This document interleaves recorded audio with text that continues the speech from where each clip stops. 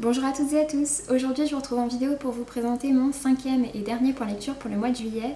Donc c'est celui qui concerne ma semaine pour le French Readathon qui était à nouveau un challenge de lecture. Cette fois-ci je n'ai pas réussi à lire les 7 livres, j'en ai lu uniquement 6, mais le challenge était considéré comme réussi à partir de 4 livres lus, du coup c'est bon. Je vais vous présenter les livres que j'ai lus. Donc tout d'abord je vous parlerai des tomes 1 et 2 du contrat de Tara Jones paru chez Hugo Roman et qui était disponible à la vente avec les télestars des 2 dernières semaines. Ensuite je vous parlerai de L'invention des ailes de Sue Monk Kidd paru aux éditions 10-18. Puis je vous parlerai de ma lecture du conte de la Reine des Neiges ainsi que d'autres contes qui étaient dans le même livre, d'Andersen. Après ça, je vous parlerai de ma lecture de La fille du train de Paula Hawkins aux éditions Sonatine. Et enfin, pour terminer, j'ai donc lu Des mensonges dans nos têtes de Robin Talley aux éditions Mosaïque. Du coup, je vais commencer tout de suite avec le contrat. Donc du coup, comme je vous disais, c'était les 2 livres qui étaient disponibles donc 2 semaines à la suite avec Téléstar. Donc ils étaient vendus pour 3,99 € en plus du Téléstar. Du coup, c'était un prix qui était vraiment intéressant. Ils font 200 pages chacun, enfin 207 et 206 pages très exactement. Au niveau de l'histoire, on retrouve Angéline qui est une jeune femme. Son père était très riche mais il a récemment fait faillite et du coup son train de vie a clairement dégringolé. Vu qu'elle compte le maintenir, elle va accepter de se marier avec un homme, Geoffrey Lancaster, qu'elle n'a jamais vu. Elle l'épouse sur un contrat en fait qu'elle signe et dans lequel il y a quelques clauses un petit peu particulières. Donc elle arrange 2-3 clauses mais globalement elle accepte le contrat sans trop rechigner. Et donc du coup tout le livre ça va être de savoir pourquoi est-ce qu'ils ont fait ce contrat, aussi bien pourquoi est-ce que Geoffrey l'a proposé à Angéline et pourquoi est-ce qu'Angéline l'a accepté. Et puis en parallèle de ça, après on a également la question de savoir à quoi ressemble Geoffrey qui est derrière et aussi s'ils arriveront finalement à développer une vraie relation au-delà du contrat. C'est 2 livres que j'ai trouvé plutôt intéressants, qui m'ont plutôt bien plu en fait, plus que ce à quoi je m'attendais même, parce que surtout j'ai beaucoup aimé le personnage d'Angéline qui m'a vraiment fait rire, parce que c'est une jeune femme avec vraiment un bon caractère de cochon quand même, et du coup elle lui en fait un petit peu voir de toutes les couleurs à Geoffrey Lancaster, il faut bien le dire. Voilà, ça m'a vraiment beaucoup fait rire par certains aspects. Et donc sinon c'est de la romance érotique. Par contre, j'ai vraiment bien aimé le premier tome qui a vraiment été une bonne surprise, auquel j'ai mis un 4 sur 5. Par contre le tome 2 je lui ai mis un 3,5 sur 5 parce qu'en fait j'ai été vraiment déçue de la fin, à savoir que c'est une fin qui n'est pas vraiment une fin en soi. Et du coup, je pense très franchement qu'il y aura une suite. Et j'espère par contre qu'il y aura une suite et pas genre 56 suites. Parce que sinon, voilà, les séries très longues, surtout en romance érotique, je trouve qu'au bout d'un moment, on se lasse un petit peu. Même si les révélations qu'il y avait à la fin étaient vraiment intéressantes, c'est vrai que quelque part, j'aurais peut-être préféré une petite happy end à la fin. Et puis, que ce soit terminé. C'était quand même des petites lectures sympas, très rapides à lire et bien adaptées à l'été. Ensuite, j'ai donc lu L'invention des ailes de Sue Monk Kidd qui m'avait été recommandée par Lucie de la chaîne de Lucie Ved. Et donc c'est paru aux éditions 10-18 au format poche. Je l'ai lu toujours dans mon cadre d'envie de lecture sur la ségrégation. En l'occurrence, ça traite pas vraiment de la ségrégation mais plus de la fin des années d'esclavagisme.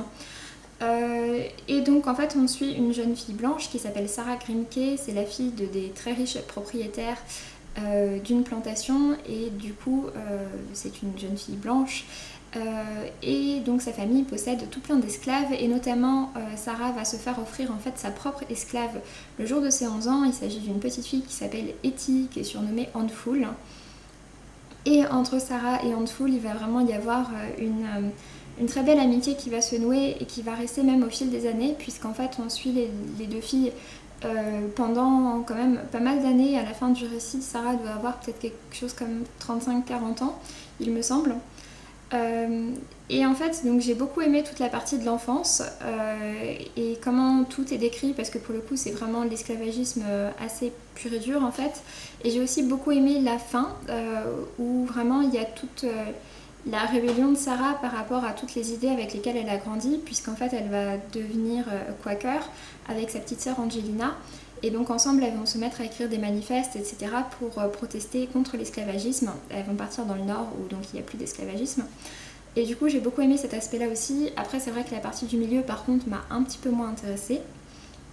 Mais globalement donc j'ai beaucoup aimé l'enfance et puis toute la fin avec toute cette lutte. Et en fait le personnage de Sarah Grimke est un personnage qui a réellement existé comme sa petite sœur Angelina. Et elles ont en effet écrit pas mal de manifestes etc.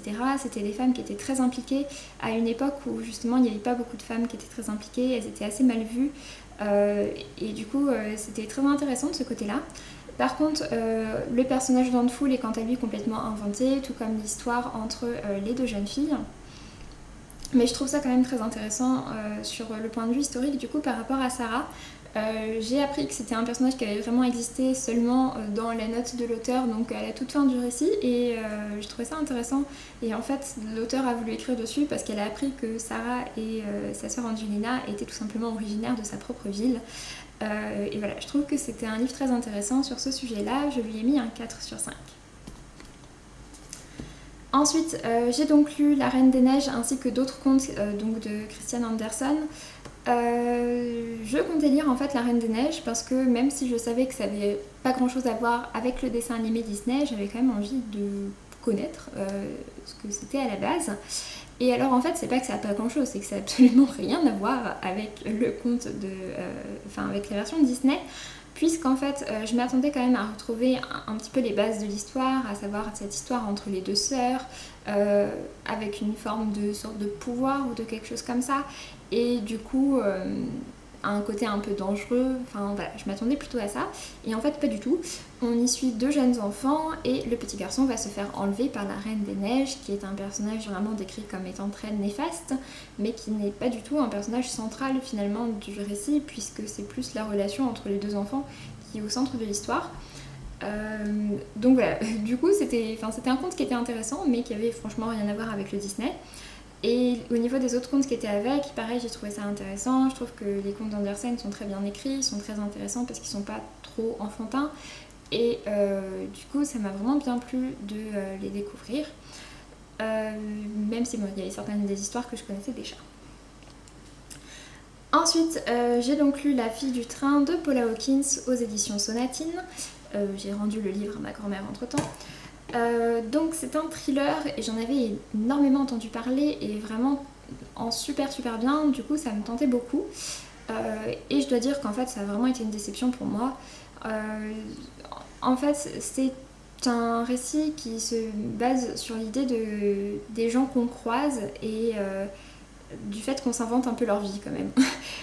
Du coup de ce point de vue là je trouve que c'est intéressant. Donc en fait on suit une jeune femme qui s'appelle Rachel et tous les jours elle prend le train entre la banlieue et Londres et donc en fait tous les jours elle regarde vers une maison où vit en couple et elle s'invente un peu leur vie franchement et voir elle s'invite un peu dans ses pensées dans leur vie.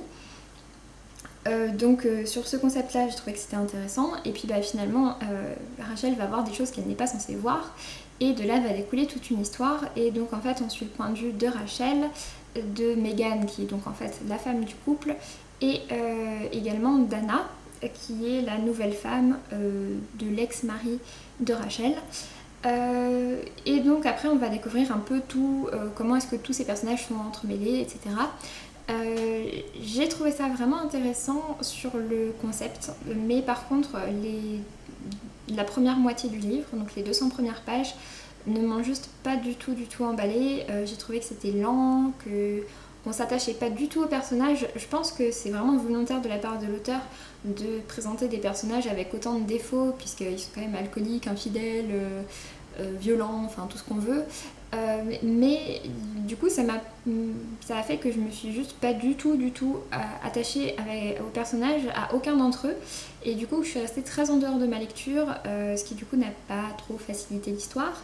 Et donc arrivé un peu après la moitié, ça me gonflait franchement, j'ai hésité à stopper net ma lecture Finalement je l'ai juste mis en pause et je l'ai repris le lendemain, et en fait j'ai vraiment préféré la deuxième partie, à savoir que j'ai pas beaucoup plus apprécié les personnages, mais qu'au niveau de toutes les révélations etc c'était quand même beaucoup plus intéressant, ça avançait beaucoup plus.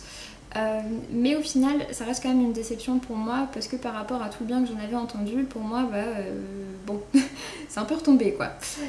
Du coup je lui ai mis un 3 sur 5. Et enfin donc pour terminer, j'ai lu Des mensonges dans nos têtes de Robin Talley, paru aux éditions Mosaïque. C'est un livre adolescent qui traite de la ségrégation aux États-Unis, et plus spécialement qui traite de la période pendant laquelle les lycées blancs ont pour la première fois ouvert leurs portes aux lycées noirs, aux étudiants noirs. Et donc pour celui-ci ça se passe en 1959 en Virginie, donc c'est le premier lycée de l'État qui ouvre ses portes, mais ce n'est pas le premier des États-Unis. Et on va donc y suivre deux jeunes filles. D'un côté on suit Sarah qui est une jeune fille noire, et de l'autre côté on suit Linda qui est une jeune fille blanche, en sachant que Linda est la fille du directeur d'un journal très très ségrégationniste. Donc voilà, Linda a grandi avec beaucoup de préjugés sur les noirs, et elle est sûre que ce sont des mauvaises personnes et qu'il n'y a rien à tirer d'eux. Sarah de son côté a aussi quelques préjugés quand même, elle pense que de toute façon tous les blancs seront méchants avec elle et qu'aucun ne vaut le détour. Sauf que finalement ces deux jeunes filles vont se révéler attirées l'une par l'autre, elles vont commencer à développer des sentiments amoureux l'une pour l'autre. Et j'ai trouvé que c'était très intéressant de ce côté-là, parce que à cette époque, tout ce qui est sentiments homosexuels, c'était quelque chose qui était quand même considéré comme complètement anormal, comme une maladie, ce genre de choses. Et du coup j'ai trouvé ça intéressant de ce point de vue-là. Du côté de la ségrégation, c'était intéressant aussi, ça montrait vraiment toutes les violences qu'on peut avoir qu'il y a pu avoir dans ces lycées. Du coup c'était un livre qui m'a vraiment bien plu, et surtout j'ai beaucoup aimé la manière dont est fait le livre, puisqu'en fait chaque chapitre s'appelle suivant un mensonge en fait. Le premier mensonge par exemple, le premier chapitre s'appelle donc Premier mensonge, pas besoin d'avoir peur. Etc. Et en fait c'est comme ça à chaque fois, et c'est du coup des mensonges dans leur tête, mais en anglais le titre c'est Lies We Tell Ourselves, donc c'est un petit peu plus nuancé dans le titre anglais je trouve, parce qu'en fait il y a des mensonges qu'on leur a dit, et puis il y a aussi des préjugés qu'elles se font elles-mêmes, ou des choses qu'elles veulent penser mais qui au final elles ne pensent pas, puisqu'en fait donc, dans chacun des chapitres donc le titre correspond à un mensonge, et puis finalement dans le chapitre on nous montre que ça se passe pas vraiment comme ça. Par exemple il y a des chapitres qui s'appellent Je la déteste, et au final elle la déteste pas, donc, mais pourtant quelque part c'est un peu ce qu'elle voudrait penser, parce que c'est comme ça qu'on lui a appris les choses. Et du coup j'ai trouvé que c'était très intéressant au niveau de cette construction. Et c'est un livre que j'ai vraiment bien aimé, qui m'a vraiment intéressée, et auquel j'ai mis un 4 sur 5, et du coup que je vous recommande. Sur ce, j'en ai fini avec cette vidéo. Je vous dis donc à très bientôt pour une prochaine vidéo, et puis d'ici là, faites de belles lectures et portez-vous bien. Salut!